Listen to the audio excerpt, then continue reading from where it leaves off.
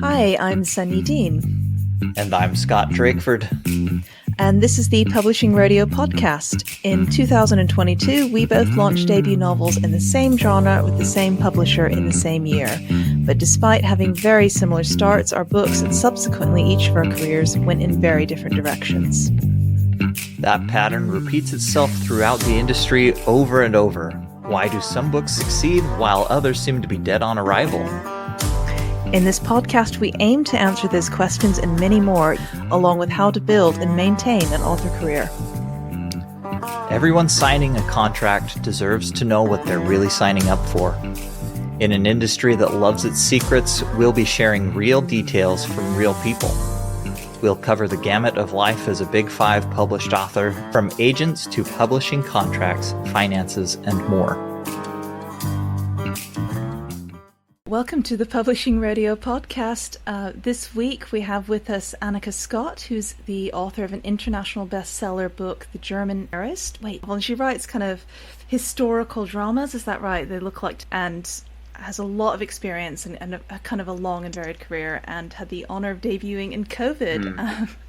If you want to tell us a bit about yourself, that would be amazing, and how you came to live in Germany. Hi. I have lived in Germany for about 20 years, which tells you a little bit about how old I am, because I was a young woman who was a lot braver back then than I am now, I think. And so I had always sort of been oriented to international stuff. I had studied international politics and journalism. So I happened to meet a very nice German man, ended up just giving it a shot, and 20 years later I'm still here. So that's how I ended up here, and that's how my career has ended up being a little bit different than normal people's careers in publishing. I've been in the UK for 18 years, I think, and by next week. I'm divorced though, so that didn't work out quite so well. No, it's fine. It's been good. It's been a long road. Should I just say something about how I even got to my debut moment even? I can give you like the snapshot of that, definitely. Because I am a fan of the podcast. I was telling Sonia that before I got on, so I am thrilled to be able to I get to tell a little bit of my story now, and hopefully people will not be frustrated and scared of publishing, because sometimes you have this amazing journey as well that you never expected. So basically I wrote my debut for 8 years or something, and I had babies in there and all the stuff that you do when you're busy with little kids and writing. And I ended up with an agent relatively fast, and after she took on the book that was to become The German Heiress, we spent about 3 years editing. So I thought that book was just never going to really see the light of day, or at least I wasn't sure.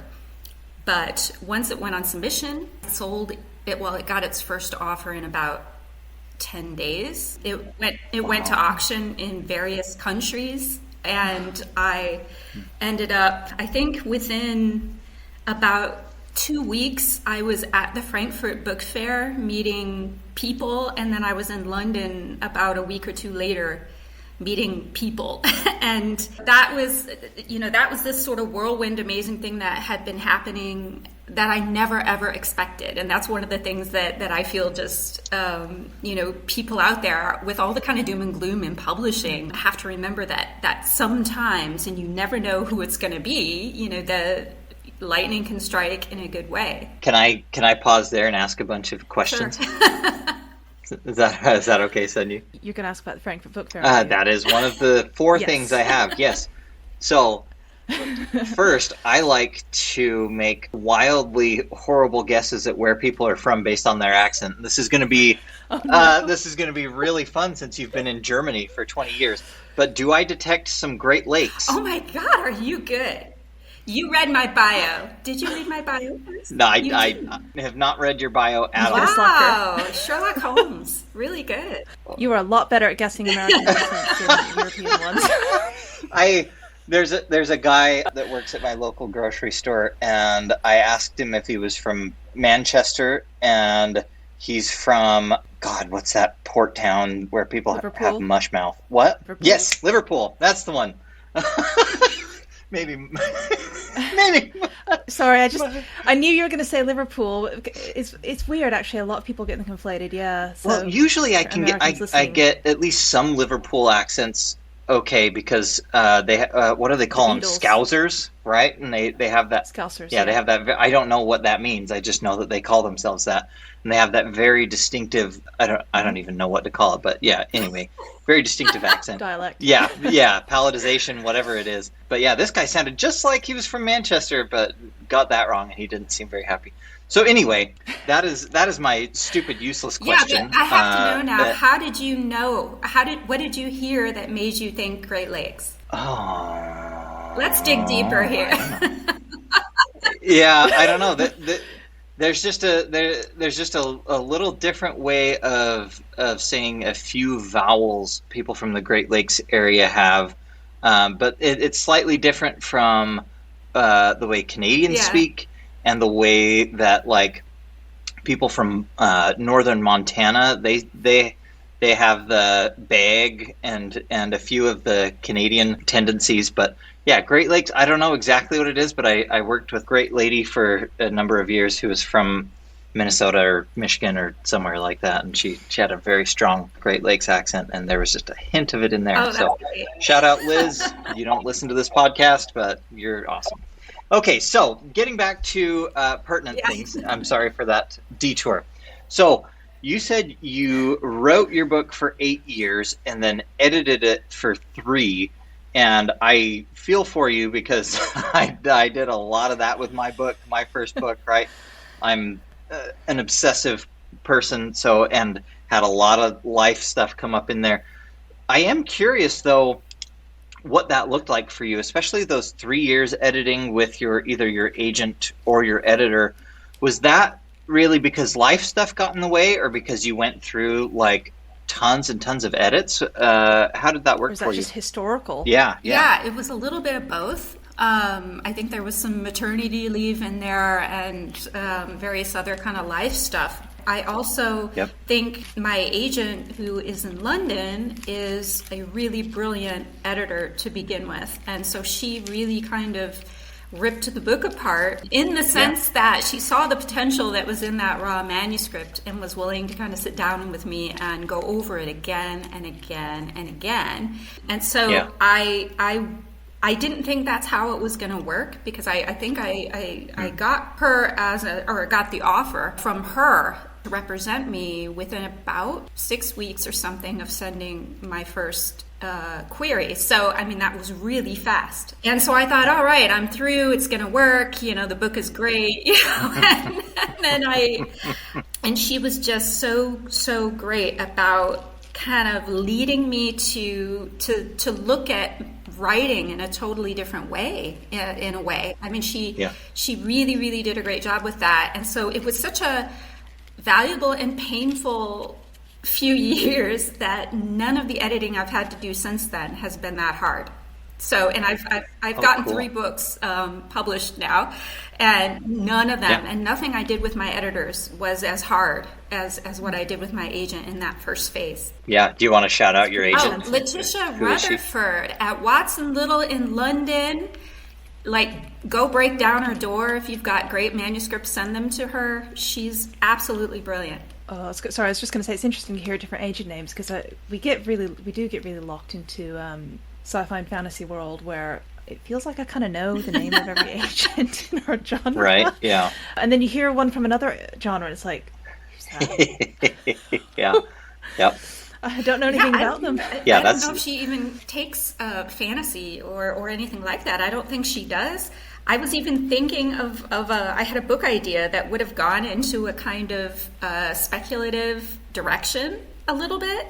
And I thought, I don't even know if she would she would take that. So often I think sci-fi and fantasy agents tend to concentrate on just that. I think it's because most genres, a lot of genres are defined by kind of their plot structure, and I mean, historical's not the same. Historical's defined by obviously the time setting, but sci-fi and fantasy is defined by speculative elements, so it's so broad. You can have crime, sci-fi, and romance, fantasy, and you just end up having to be SFF focused, I think.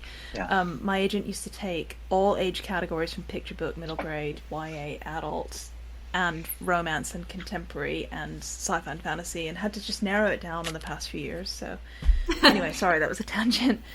No, that makes sense, and I'm glad you led us through that, because that's one thing that, I don't know, maybe we've hit on it on the podcast, but I think a lot of authors talk about with each other is, the idea of agent fit and agents who are willing to go through an editing process or multiple editing processes with you. And, some authors like that, some authors don't.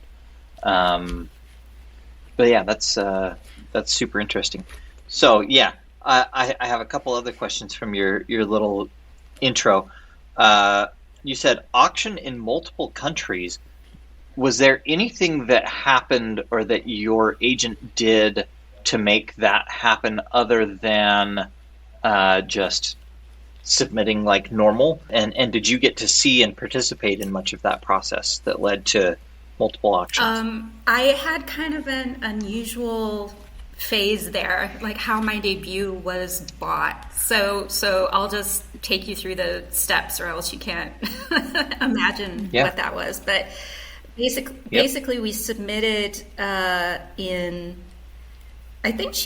we had a agency in New York who was pairing with my London agent, so that my London agent submitted in the UK, my New York people submitted in New York, and London got back to me faster.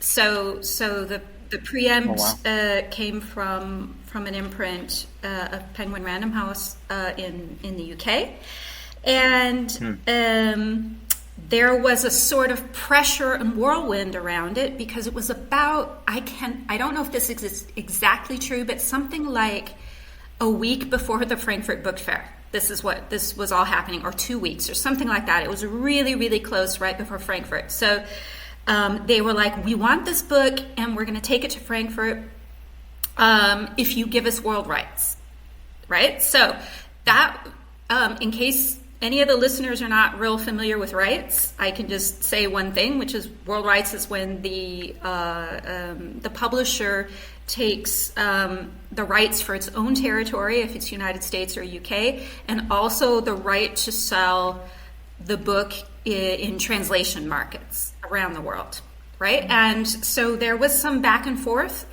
between my agent and I and that publisher about whether to sell world rights or not.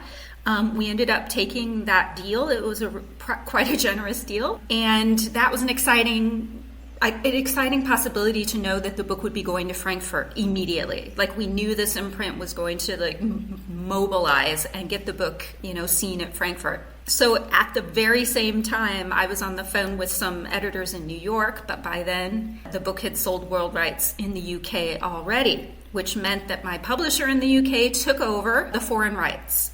That, the United States became one of the foreign rights deals then. At that same time, offers, or at least auctions, were coming in from countries like Italy. I think the Czech Republic also had an auction, and there was another one, but I can't remember what it was.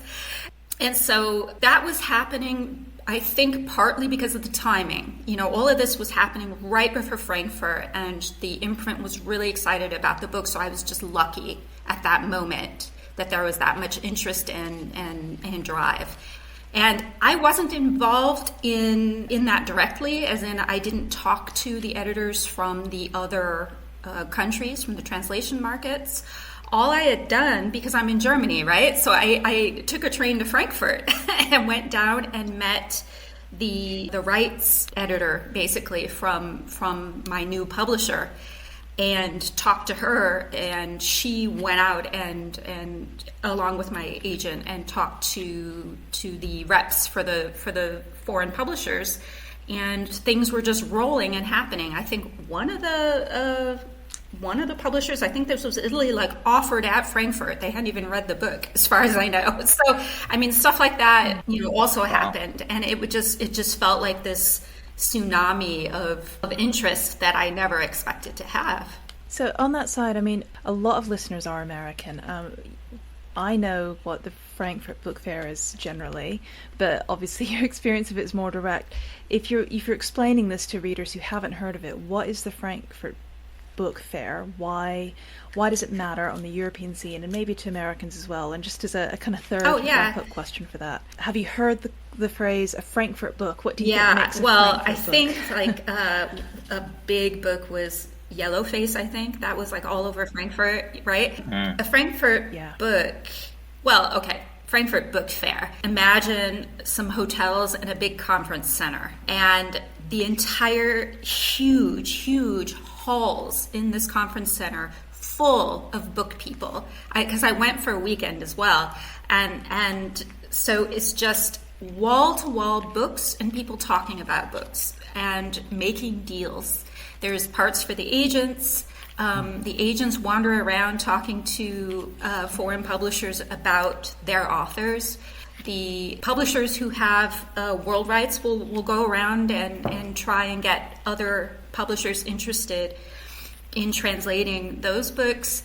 And so it is a huge thing. And if your book is sort of a Frankfurt book and your publisher wants to put you at the front, they want to really focus your book there, then you might have those big huge posters, the big huge banners and things with your book on it. I didn't get that, but certainly that's, let's say, or was it, I can't remember, was it the London Book Fair or the Frankfurt Book Fair, where Lessons in Chemistry, where they had built like a kitchen, like in the book Lessons in Chemistry, at the fair, and had, you could get photographed in this kitchen that's like what was described in the book. So, I mean, if you're a big book, a book fair, Frankfurt or London or wherever, can really amplify it. So that's why you would, if you can, you want to time it so that your book ends up being at these international fairs. Well, because we've talked to Nick Binge about the hype train and generating hype and how that becomes a runaway thing with books. And there's, I think, a lot of that at these big European fairs. And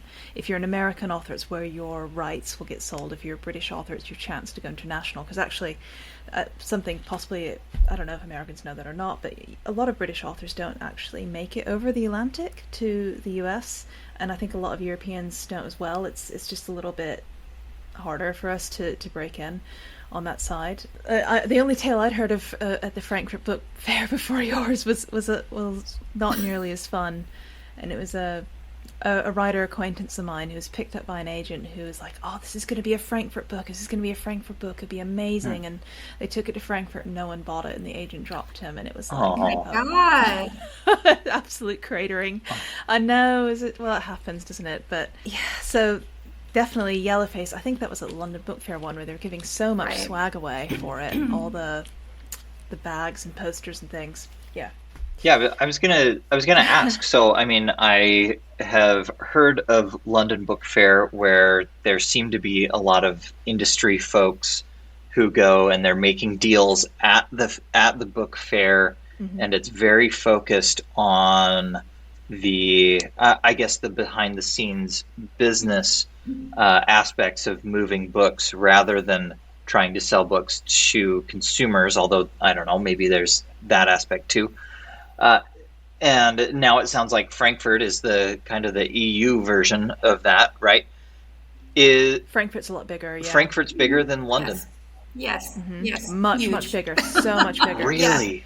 That's interesting. Yeah, think about the difference between like British Fantasy Con versus like World Con, and that, I mean, I think that's kind of the difference between like London Book Fair and Frankfurt in terms of size. It's so that's my next question, and maybe you two know, maybe you don't, but is there an American version of this, and or just other versions generally of conventions or gatherings of industry big timers where they're going to make deals? Because I can't think of any specific American version of that. Like but your one territory is the thing. Yeah.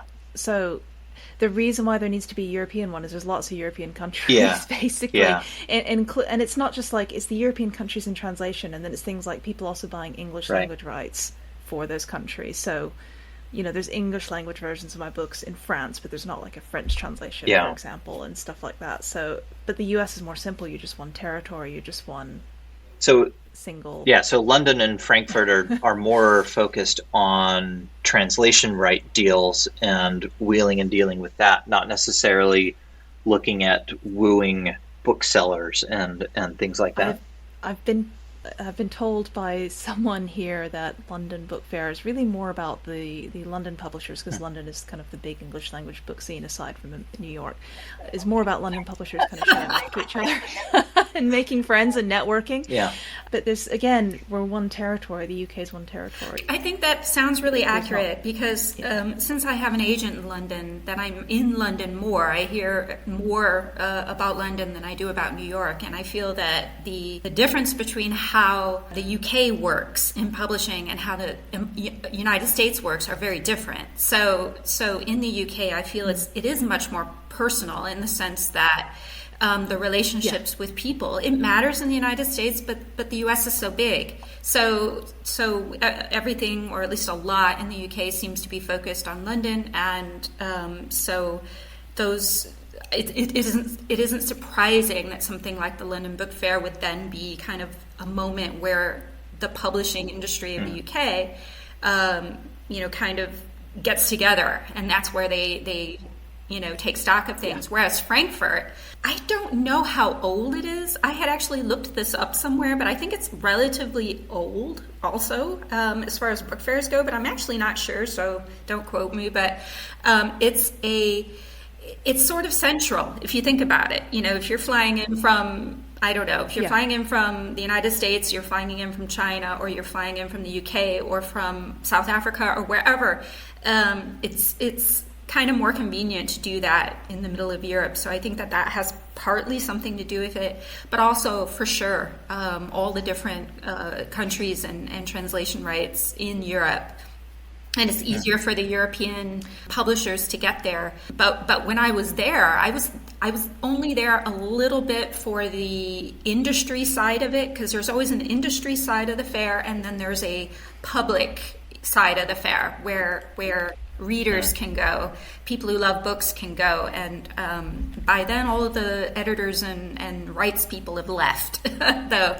But I had actually met my rights person, my agent, at one of the kind of fancy schmancy hotels where they have cocktails and champagne, because that's also part of the fair, right? Is that social aspect of it. And it was amazing. I walked in and I had to meet them at this hotel bar.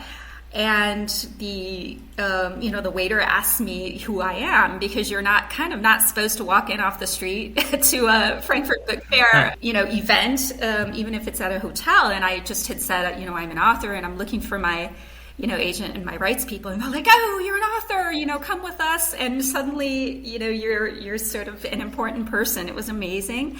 And as we walked through, you just saw these little tables full of people with stacks of just stuff about books, and they're talking about books passionately. I think that these sorts of fairs, they're not for authors, they really aren't. They're there for the business people.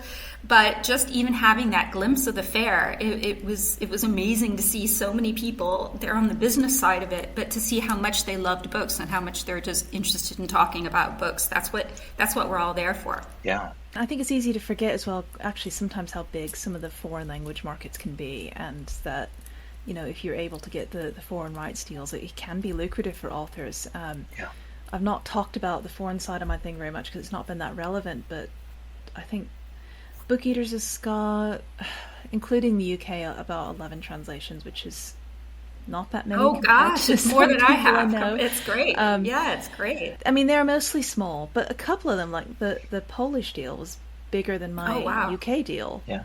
In terms of just sheer, most of them are kind of on the smaller side, but they can add up. So they, I understand. Really, really shocked at one in particular. I was really, really shocked at how good that offer was from one of the European markets. And so it was one that went to auction. So obviously auctions can inflate things a bit, but I had no concept. This was my debut, and I know you've gone over this in other episodes, but people will throw money at a debut easier than they'll do it on other books down the road, right? You know, your third, fourth, fifth book, maybe you'll get a decent deal on those books, you don't know, but on your debut you don't have any kind of track record, so people will just say, all right, we think this is going to be a thing, we're going to give you a bunch of money. Yep. I've heard as well that just the physical presence of people being in Frankfurt can lead to, like, they call them the big feeding frenzies, and you hear about, that true crime book went to 11-way auction at Frankfurt, and it's because someone was able to be charismatic in person, to present a book in an interesting way, and then the editors get swept up in it, and they're all excited, and they're all trying to buy it, and that's the kind of thing that happens from these in-person, I guess, big book fair. Yeah, it's great, and I wish authors had some kind of influence on that, but we really don't. In fact, most of the stories I've heard about authors who have tried to go to these fairs in order to either meet agents or editors, bad idea. I would suggest not doing that. I've gone down to Frankfurt to meet my agent just because she happens to be in Germany at that time, and I'll go see her, but I won't go knocking on doors at the fair. That's just not my job as an author. Well, is there, like, I guess, a hostile reception to that from industry folks, if authors are kind of there trying to... I don't think it's hostile. Themselves. I also think it's changing, because I think the book fair in Frankfurt, even though I'm kind of pre-pandemic, my knowledge, because I went in 2019, but I think that they are recognizing that they could have a bit of an author presence, but they have to organize it. What they don't like are authors who just sort of come with a manuscript under their arms, and they're, looking to corner you in an elevator kind of situation. And every time I've heard something like that, I'm like, no, don't do it. So the head of bookings talked one time about someone sliding a manuscript under the door of her bathroom stall. She was at a conference. And actually, unless Scott's got a more specific question, that I was going to take the opportunity. You mentioned COVID. You had that fantastic start, the kind of the buzz and the excitement, and then COVID happened in the year of your debut, I believe. It looks like you debuted like right when the shutdowns happened, at least on the U.S. side. Yeah, both sides, actually. It happened in the UK a little earlier. UK and Europe shut down slightly earlier. Yeah, I cannot describe how awful that was. I think I was set up to fly to the UK to do publicize. I was going to go to conferences or whatever, interviews. I was going to be at Goldsboro and sign the books and all the stuff you're supposed to do, right? It was all set up for me. Yep. And I think it was something like a week before, they just shut everything down in the UK and in Germany pretty much simultaneously. So we had to go pick up our kids from school. Basically, that's how fast it happened. So I was in the car picking up my kids from school and driving her home, my first kid home, and my editors were calling me, my agent called me. I had to pull over to the side of the road and was just in tears because everything was shut down. Nobody knew what was happening. That was just the UK edition, which came out a few weeks, I think, before the US did. When the US book came out, I had no expectations that anything was going to happen to it because I was so devastated already because I didn't plan to fly to the United States. That was too much. I didn't have the time or the money really at that moment to fly to the States to do publicity. So I was relying on my publisher to do, what was required. And my book had been shipped, it had been, so the distribution had worked, but then everything shut down. But it ends up that was actually good for me. What happened is, the German Heiress has sold far, far, far, far more books than my others have. It did extremely well, or has done extremely well. So the German Heiress was already sitting in stores when everything shut down. Okay.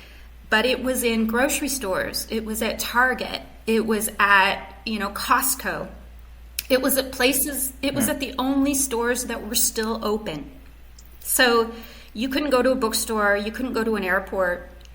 But if you are a book lover and you wanted something new to read, it just so happens that I had one of the new books sitting at your local Costco or sitting there at Target, because it did get on the shelf right before the rest of the world shut down.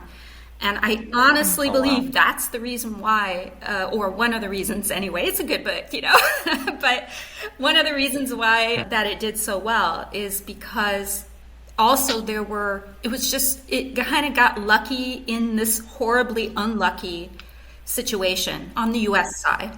In the UK, I feel like the book fell off a cliff. The UK it couldn't pivot the same way. My book was in bookstores for the most part in the UK, and the bookstores were closed. So it was really a distribution issue. In the United States, my book was still available to people who just wanted to pick something up, along with toilet paper or whatever else they were buying. And that really, really, you cannot underestimate how important it is to get your book in these big box stores. Yeah, and I will say as well, the UK is set up a little differently, I think, from the States in that sense. Like, we do have some bigger stores, but I remember when I was living in the States, and when I occasionally go back, like the big Walmarts and stuff, they are massive. Like, generally stores here are the equivalent to an American convenience store in size. Well, they are. I mean, everything in the UK is just sort of a little bit smaller scale. The roads are smaller, the cars are smaller, the stores are smaller. My local cooperative is a store in the UK. Doesn't sell books. It sells newspapers. If you want a book, it's library. There's a library here, but otherwise you have to go, 7 miles to the big Sainsbury's, which might have a few. Yeah, I mean, it absolutely...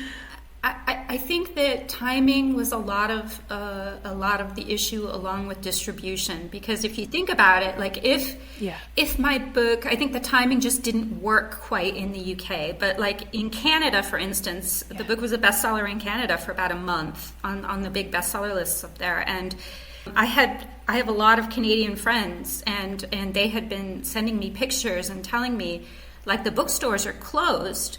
But I think Chapters Indigo had supported the book in a big way, and so there would be like a display window with just my book in it, and maybe the store is closed, but my book is in the window, kind of thing. And so right. Even that was helpful during this whole time, and that is something that you can't predict how a book is going to do anyway, and we can talk about that if you want, because that's a whole different issue. But it was, I think nobody expected my debut in that environment to do as well as it did, because everybody was just in shock and nobody knew what was happening, as we all remember. Well, it's very unfortunate for your UK sales, but it is like a kind of interesting case study in what a difference it makes to have that placement, and that the visibility, like the difference that visibility makes in sales, just being able to see a product.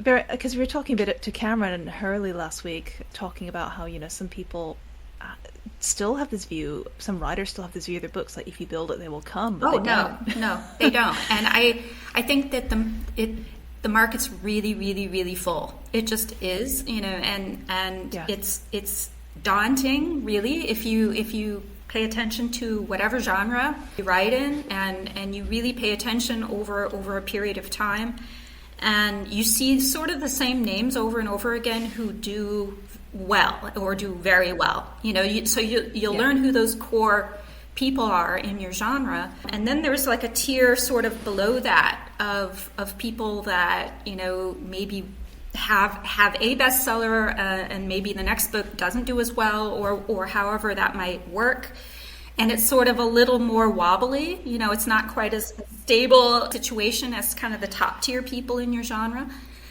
And so I was talking to a friend the other day about this, and we feel like even just in the short time between 2020 and now, I've had 3 books come out, and I feel like the distance between the mega bestsellers or the books that do really, really well and sort of the mid-list is just this big gaping hole that's getting bigger, right? And and I'm not sure why it's happening, but even books that have had, I loved the episode you guys did about, what was it, the marketing threshold or some kind of threshold that a book support that they're getting from their publisher.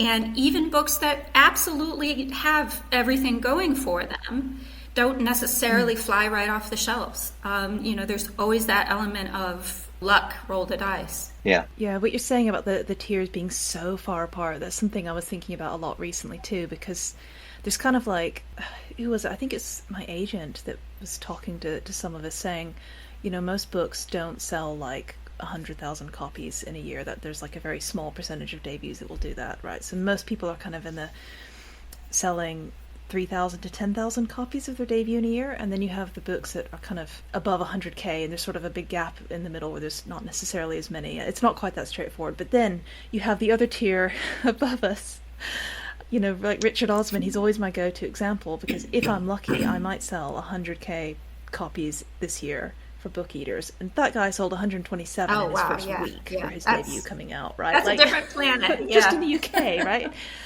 And you're just thinking about the number of books, and I think about 127,000 like hands holding Richard Osman's book. It's wild. I can't fathom that number. That many readers. Yeah, sales numbers are scary, because I absolutely did not know what to expect when my book debuted, right? Nobody tells you, we hope you sell this many books. Nobody said anything to me. So when my numbers started coming in, I knew they were probably pretty good, because my editor was actually telling me what they were. Like if you don't hear anything, then they probably, there's probably a softer number there, and they would just rather not tell you. That's my theory on that one. But and it was my debut, so of course, you want to know how things are going. But as it happened, I think, if I remember right, I sold the most books in a week in my 6th week or so. So I basically had growth kind of direct growth all the way to about week 6. And I had been told that was, somewhat, relatively, good. Just obviously you want to have growth, of course.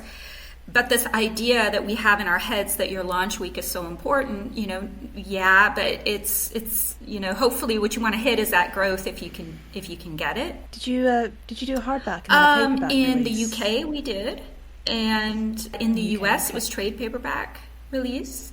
Yeah. Oh, interesting. I wonder if that really helped you actually, because the hardback. My hardback did okay.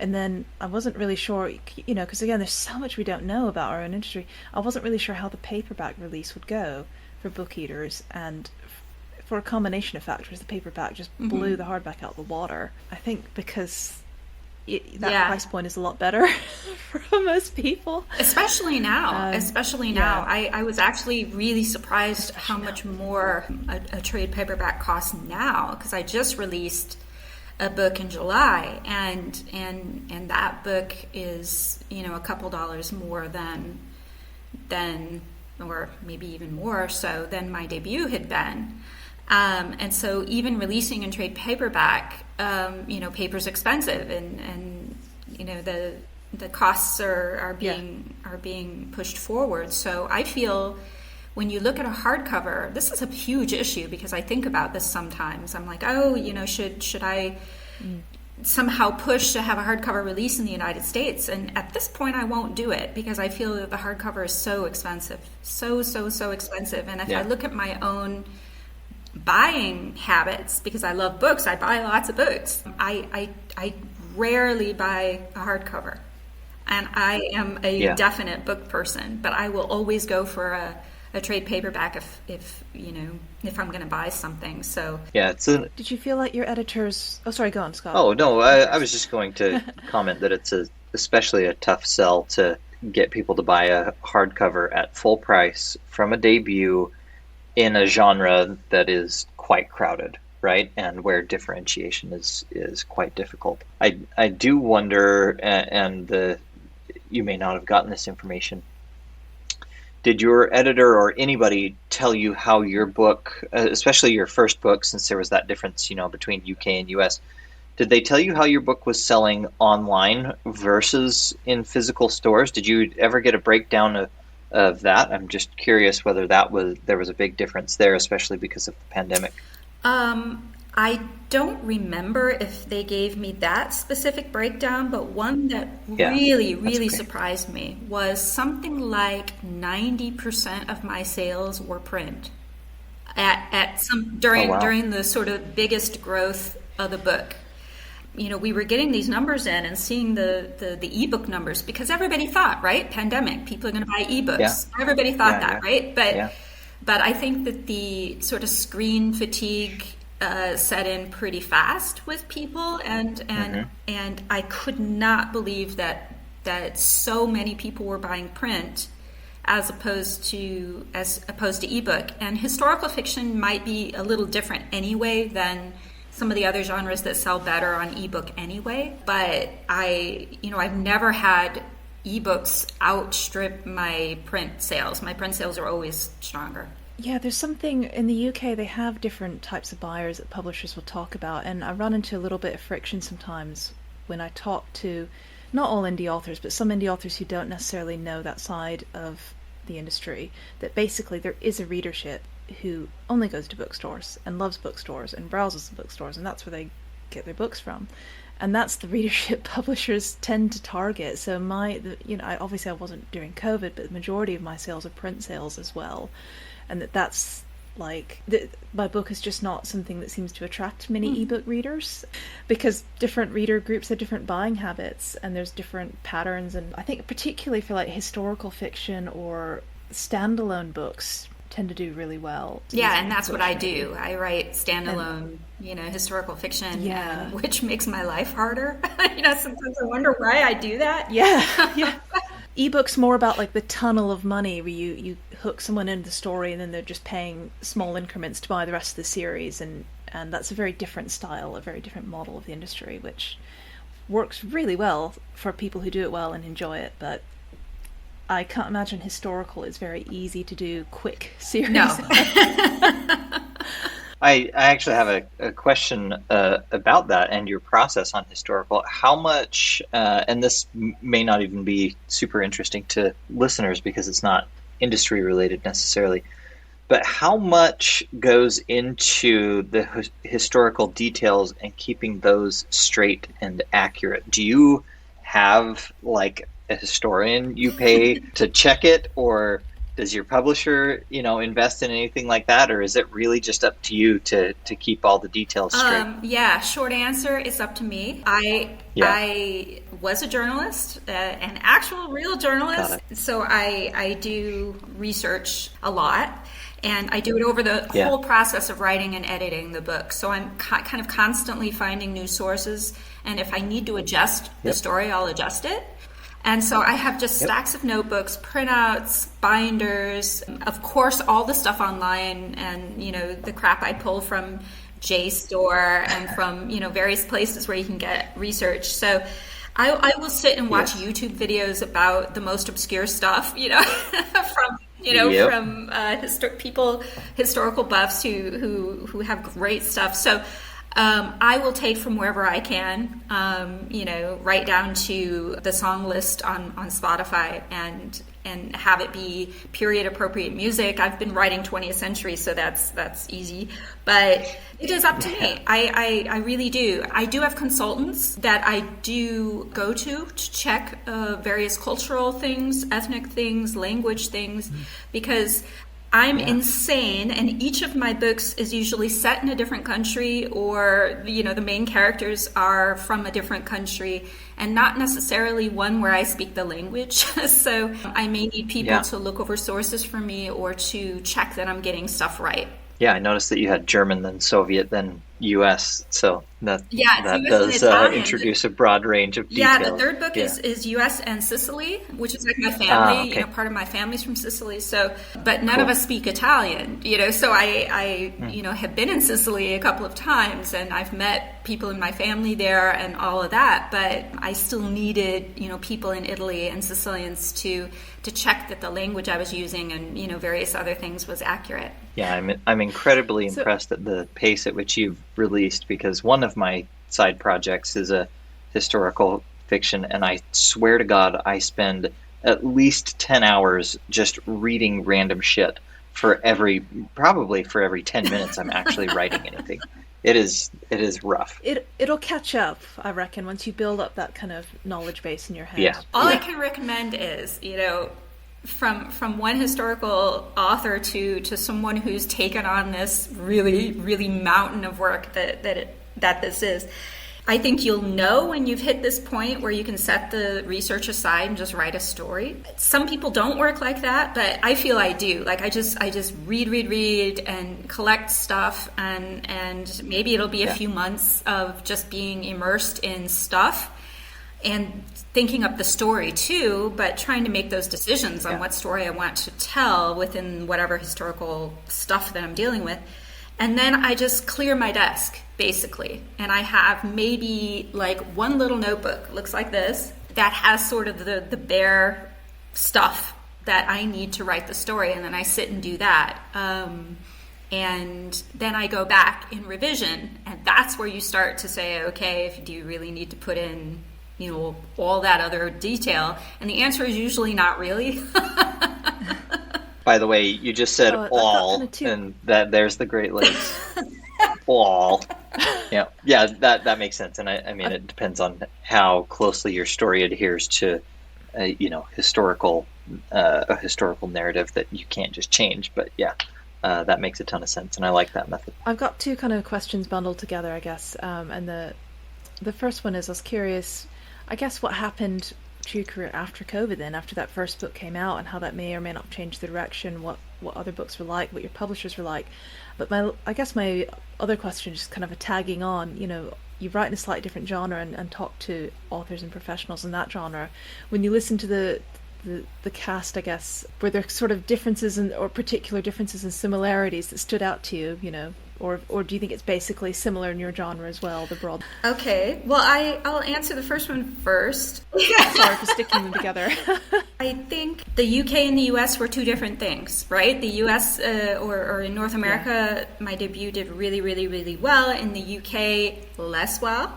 So for my second book, by the way, my book was orphaned in the UK, sort of in multiple ways, which in case listeners don't know what that is, your editor leaves the company. Mm-hmm. Both my editor and the publishing director had left my imprint. So basically the two people who were really behind my book were gone within a very, very short time of my book releasing. So when it comes to picking up a second book, that makes things hard, right? Especially when the book didn't do very well. We also had some discussions about rights. We didn't want to give world rights again.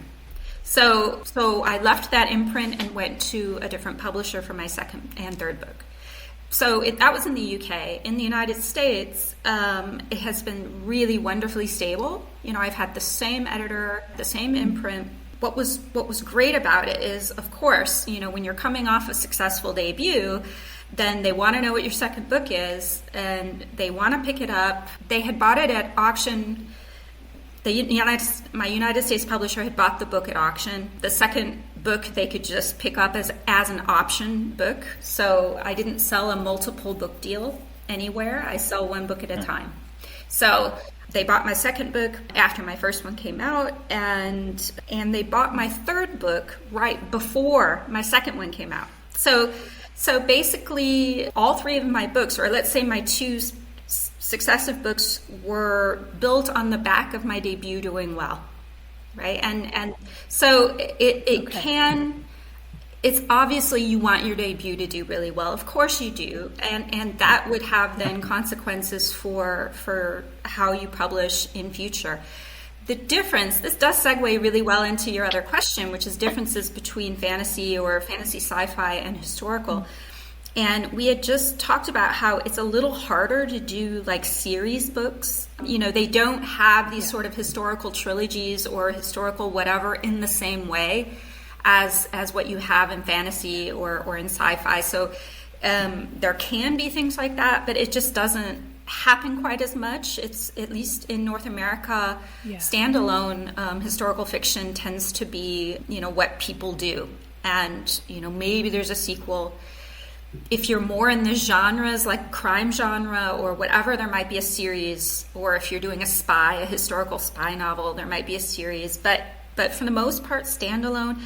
And so it does make it sort of a different experience from when I've been listening on the podcast. There's been a lot of discussion about multiple book deals and like this sort of spiral that can happen if your first in a series doesn't do well, your second or third book could spiral or not even be published and things like that. I have not heard of stuff like that happening in my genre in particular, although it probably does. So it is quite different to be selling book to book to book.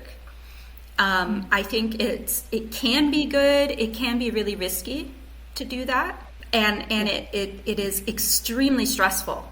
That's all I can say is that, even when you're like, okay, I came off a book that did well, did it do well enough? Because nobody tells you what the expectations were. I was really nervous when my second book was submitted to my editor, and she took a month or something to offer on it. And I was like, yay, and the deal was really good, comparable to my first deal, and so I really was happy about that. But again, my third book came around. I had to offer it to her, again, as an option. I didn't know it was going to happen.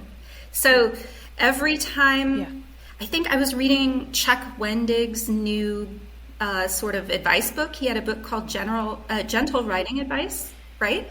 Yes. And he said something about how you always feel like the career is about to collapse, or you always feel like you're about to fall off a cliff.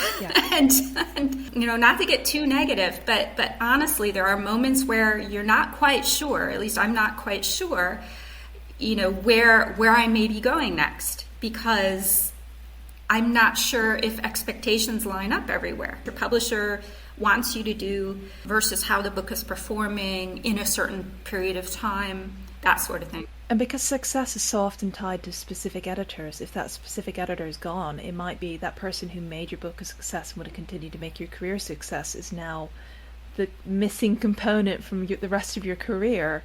That always scares me a bit. I do think our genre is probably heading more towards standalones at the moment. I think, you speaking of Chuck Wendig, he had that article recently about standalones versus series, and that's a whole discussion that's going on in publishing, because actually publishers, I think it's not that great for them either when they release a trilogy and the first book tanks and everybody's chained to the next two, and just in general they're more cautious. So I would not be surprised if we were contract by contract. And I do have friends where it's like they have a series, but every book in that series was a fresh contract.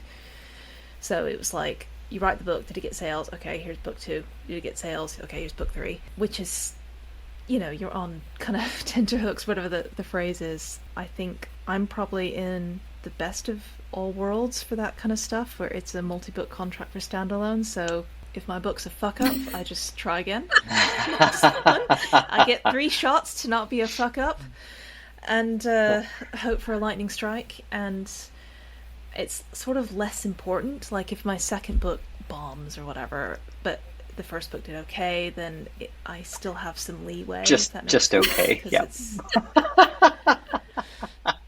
No, you know what I mean. I do. Yeah. Yep. Yeah. There's a lot less. There's less pressure that way, I think. Yeah. But that to me is the real privilege of my deal more than anything. Is not even like the size of the advance, though that's linked to marketing. It's that I have space to get unlucky or lucky. Yeah. Which not everyone is. Yep. But should have. Yeah. I mean, I think that was super smart. I think a trilogy of standalones is a really smart deal to sign, especially as a debut. Depends on the money, though, right? Like, I think probably the worst deal to sign is a small contract for a series. Because then your chances of getting fucked are pretty high. Anika Scott. And then you have to write 2 more books on not a lot of incentives. So, yeah, it's interesting. We're about to run out of time, but yeah, that is a thing that we've talked about among some of our friends. I think especially for our genre, authors who are writing a book for which they know their audience is very small and getting smaller, and it just feels like you're putting in so much work for something that nobody cares about any level, whether that's the editor, the publisher, the publicity, the diminishing pool of readers. That's hard. That's hard on people. I think in general it really is hard, and in the darkest moments, and I think we all have them as authors, because this is hard and we're not building cars here, we're writing books. So when we have our kind of moments of doubt, I had horrible imposter syndrome, by the way, when I was in London that very first time. I mean, I just didn't think all of this whirlwind was, how could that be me? And I feel like that's a very normal thing to feel, but that sort of self-doubt can raise its head at any point. I'm 3 books in, and I'm working on actually 2 different things now at the same time, which may not be smart, but I am still sitting here going, I'm not sure I know how to write a book, So oh yeah, every time I start a new book, I think maybe this is the book where I forget how to write. It might happen. Well, yeah, it might. Thanks, Scott. Hey, well, that's why you have friends who are here to remind you. Oh, here's maybe something you want to look at again. It's important. Yeah, but I feel you have to, to survive in publishing, because I've had a long and checkered career that's been here for 4 years, right? So that's not long. I'm still kind of a tadpole, but 3 books is a thing, and I'm really proud that I've been able to do that. I would like to continue to publish books, and but at the same time, I think at this point I've realized that you can't, at least I can't, focus on the publishing side and write books. I have to compartmentalize my brain. I have to write my books, and then the whole publishing thing, how much it might sell for, who you might have to, what sort of businessy things are happening. I have to have that almost completely out of my head in order for me to write a book. And sometimes that's not easy depending on your timing. I got my 3rd book out really fast after my 2nd. It just happened that I'd written my 3rd book faster. And I don't want a book a year ever again, because that was too fast. I sort of burned down. In fact, I had texted one of you way back in like February or March or something. You probably don't remember this. And I had, because you had said, if you have questions you want us to ask somebody on the podcast, send us a question. And I had asked about burnout, because I was sort of at the end. I was in first pass pages, I think, for my 3rd book, and pre-publication and all the things that are happening. And I had just moved. There was a bunch of sort of life stuff happening, and I was supposed to be writing my, thinking about my 4th book at the very least. And I just was so tired. And, so I think everybody develops learns what kind of pace they can keep. And I learned about myself with the way my life is, that I cannot put out a good historical novel in a year. I just can't. Other people can, and I am just in awe of their abilities, but I don't have the right brain power for that. I think that's very, very wise advice, and also I think 4 years might be quite a long time in this industry to still be going. So, would you like to kind of plug yourself in books and tell people where they can? My newest book is Sinners of Starlight City. That's my American and Sicilian sort of godfathery kind of book. And that came out in July, so you can find that, hopefully, especially at airports. Everybody keeps sending me pictures of it at airports, which is really cool. I love that. So if you see it, send me a picture. I'm on various social media, Twitter, Anika Scott 1. I refuse to call it anything else. I am on Blue Sky as, I think, author Anika Scott, and I'm on Instagram, Anika Writes Books. I have a website, anikascott.com. And probably other places, but you can Google me. You've been listening to the Publishing Radio Podcast with Sunny Dean and Scott Drakeford. Tune in next time for more in-depth discussion on everything publishing industry. See you later.